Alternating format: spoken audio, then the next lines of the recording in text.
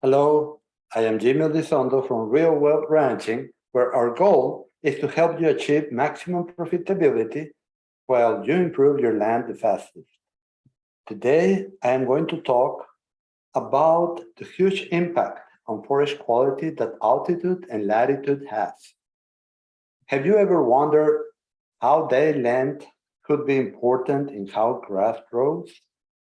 Not only in that it will produce more on longer days, but what effect that has on its quality. We have known for a very long time that alfalfa hay grown at high altitudes will be much better in nutritional value than that same alfalfa hay grown at low altitude.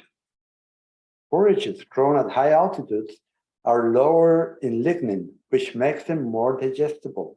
They're also higher in energy, and this may have to do with clearer skies that maximize photosynthesis, lower nighttime temperatures that minimize respiration, longer day length, and a dry atmosphere.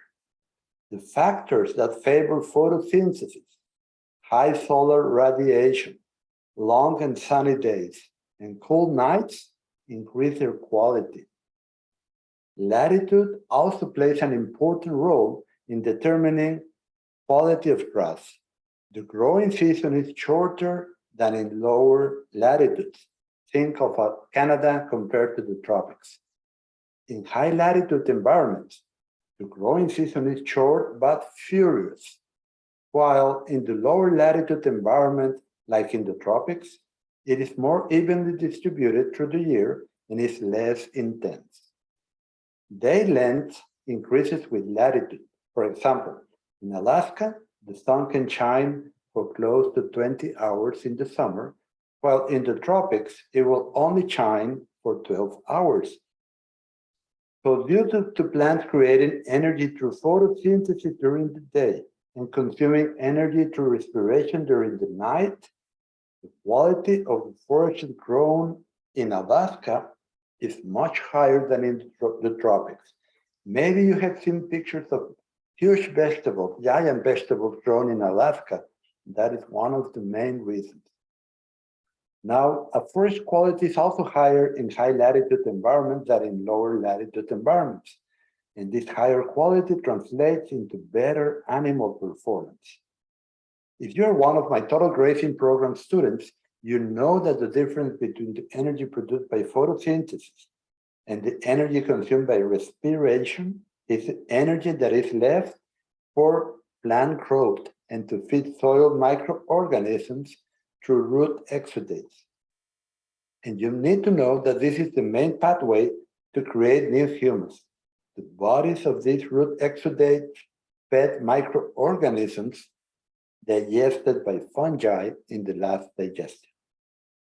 So please share the link with people you think can benefit from listening to this podcast. Okay, so we know that high altitude and high latitude creates higher quality forages with higher energy and lower lignin. How does this affect our decisions? Let's consider grazing first.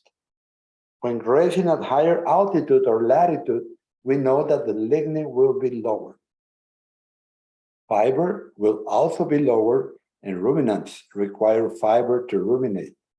This means that we need to consider this to achieve the best health in our livestock and produce more per acre. I explained this in full in my Total Grazing program online course. And if you're buying bulls from someone that raises them on much higher quality forages than you have, due to altitude or latitude, they may not do as well under your lower quality forages grasses. It has been said that we need to compare apples to apples, and some high altitude forages are almost as high in quality as grain. This means that even on stockpile grasses, those animals will gain faster and look better than if those same animals were raised in a lower altitude, lower latitude environment. This is huge, friends. It also means that if you're supplementing protein with high altitude alfalfa hay, your animals will perform better than if the alfalfa hay came from a lower altitude place. When bull breeders claim to never feed grain and their bulls are better developed than others, we need to know if their environment is conducive to higher quality grasses that eliminates the need for grain for the bulls to develop faster and better. Then there is the matter of cool nights.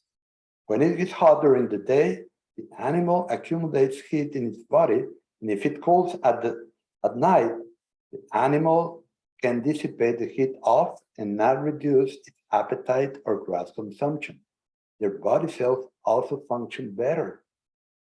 But if the nights are hot and muggy, the animal will not be able to dissipate the heat accumulated during the day, and if it's not heat adapted, its appetite or grass consumption will diminish, as will its performance and looks.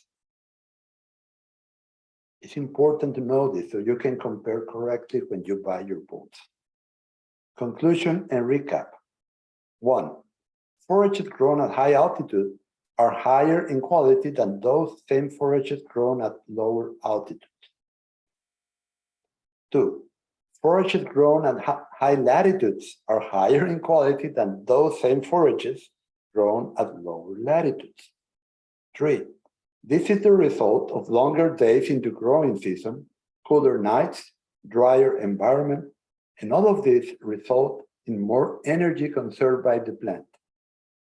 4. The animals raised in such higher quality forages perform better even without grain. Why? Because they can consume more because there is less lignin, and they can dissipate the heat at night, so they don't diminish consumption as opposed to an animal in a subtropical environment with much higher lignin, with muggy and hot nights and hot days. 5. Animals, because of these reasons, have an easier life in high altitudes and latitudes into growing season, as they can cool off at night the heat that was accumulated during the day.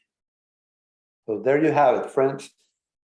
I hope you like this podcast and you can put it into practice. Thank you, and until next time, be sure to subscribe to the podcast on Spotify, iTunes, or YouTube, or join us for the weekly email at www.rwranching.com/join. Have a great day.